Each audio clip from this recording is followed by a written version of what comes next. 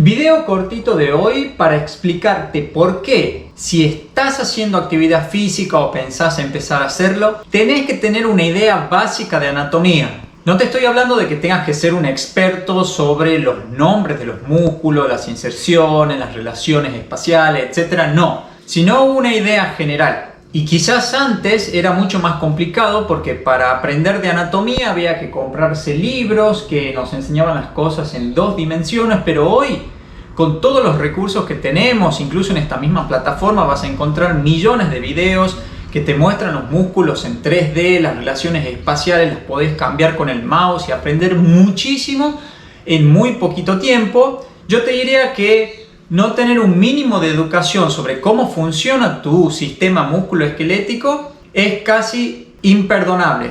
¿Y por qué tenés que aprender de anatomía? Y bueno, porque sabiendo anatomía básica vas a poder identificar las señales que tu cuerpo te da para saber si eso que estás haciendo, si esas rutinas, esos ejercicios que estás haciendo son efectivos para trabajar aquello que querés trabajar. Y ahí te explico. Cuando estás haciendo ejercicios, el cuerpo te da señales en el momento, inmediatamente después del ejercicio y a los días siguientes del ejercicio, diciéndote si lo que hiciste fue efectivo o no. Durante el ejercicio lo que tenés que rastrear es si ese músculo que estás trabajando efectivamente se está contrayendo, es decir, si tenés la sensación de contracción muscular. Ejemplo, si yo estoy trabajando el bíceps con flexiones de bíceps, tengo que sentir durante el ejercicio la contracción de ese grupo muscular y no de otros. Siguiendo con esta línea de ejemplo, es muy común de ver que cuando se utiliza demasiado peso para hacer bíceps, se termina empleando momento de fuerza y uno se balancea con la parte baja de la espalda, involucrando ese grupo muscular para poder levantar el peso que estoy haciendo.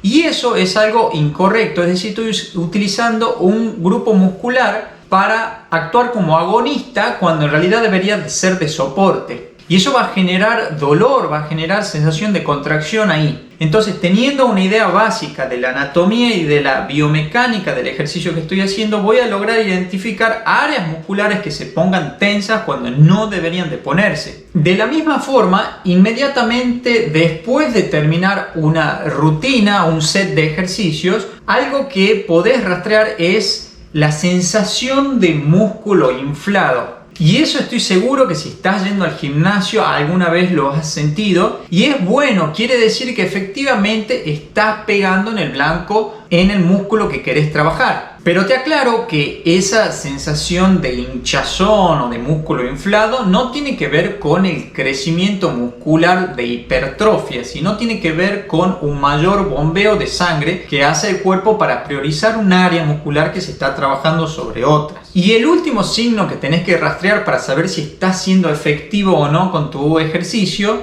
es lo que se conoce como, por sus siglas en inglés, Delay Onset Muscle Soreness, que quiere decir dolor muscular de inicio retardado. Y es esa sensación que todos también en algún momento hemos sentido al día después o incluso 2 días después de haber hecho un ejercicio intenso. Es un dolor que muchos lo describen como un dolor placentero que no es invalidante. Y ahí es muy importante identificar qué tipo de dolor es. Es decir, si por ejemplo de nuevo estuviste haciendo bíceps y al día siguiente sentís una molestia para la flexoextensión en esa zona, pero te permite seguir funcionando, quiere decir que diste en el blanco y estamos bien, quiere decir que ese músculo trabajó correctamente y que en su proceso de adaptación probablemente va a crecer. Pero si el dolor es completamente invalidante y no te permite trabajar bien, quiere decir que te pasaste y lo terminaste lastimando el músculo. ¿Por qué? Porque este dolor retardado se explica por los micro desgarros musculares que se producen durante el ejercicio.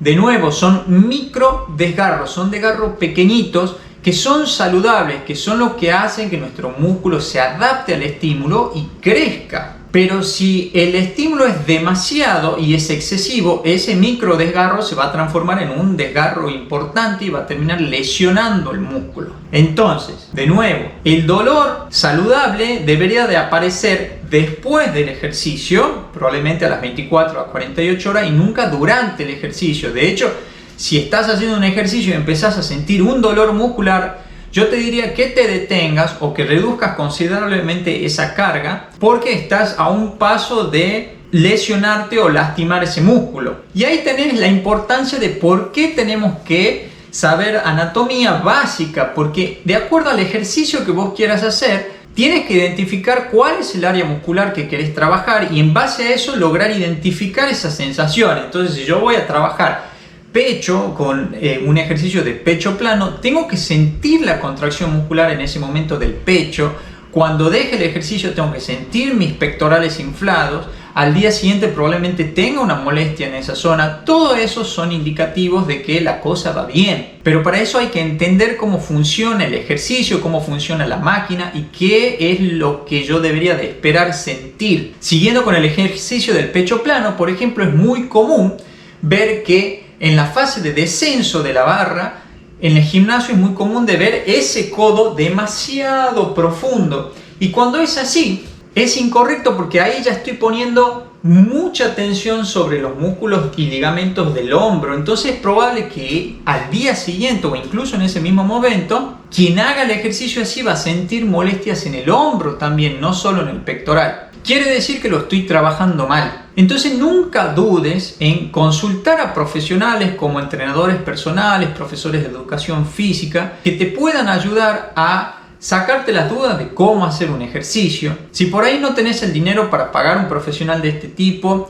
lo que puedes hacer si estás yendo a un gimnasio, por ejemplo, o si conoces a alguien que tenga mucho conocimiento del tema, es acercarte y amablemente pedirle si te puede ayudar y colaborar. En el gimnasio la verdad que se vive un clima de colaboración muy grande. Yo creo que todo el mundo está dispuesto a dar una mano cuando uno se acerca de manera respetuosa a preguntar. Y si no, de última, como te digo, trata de ser autodidacta, googlealo, fíjate en YouTube y por qué no también mirar los gráficos que muchas maquinitas tienen, donde te explica cuáles son los músculos que ese ejercicio o esa máquina específicamente está trabajando. Entonces vos de ahí vas a sacar una idea de qué es lo que deberías de sentir. Bueno amigos, espero que les haya servido. No olviden darle like al video y compartirlo con gente que crean que le puede encontrar valor. Muchas gracias, nos vemos pronto.